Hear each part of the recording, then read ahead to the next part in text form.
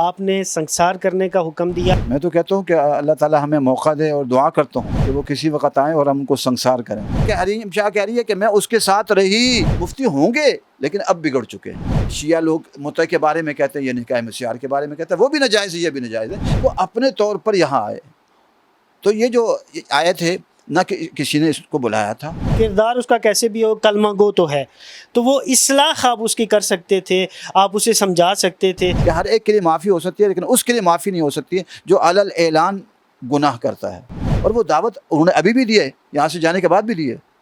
وہ کہتے ہیں نہیں جی کوئی نہیں مسئلہ، یہ شراب تو ہے ہی نہیں، وہ جی آپ جتنی چاہو شادی کر لو جی، اس سے کوئی فرق ہی نہیں پڑتا۔ آقا نے جو معاہدہ کیا حضرت خدیجہ سے، ان کی وفات تک رہا۔ ایک انسان انتہا درجے کا بگڑ جائے اور بگڑ ہی نہ جائے، لوگوں کو بگاڑے بھی۔ میرے بارے میں کہا کہ یہ جمہوری نظام سے تھوڑا سا باغی ہو چکے ہیں۔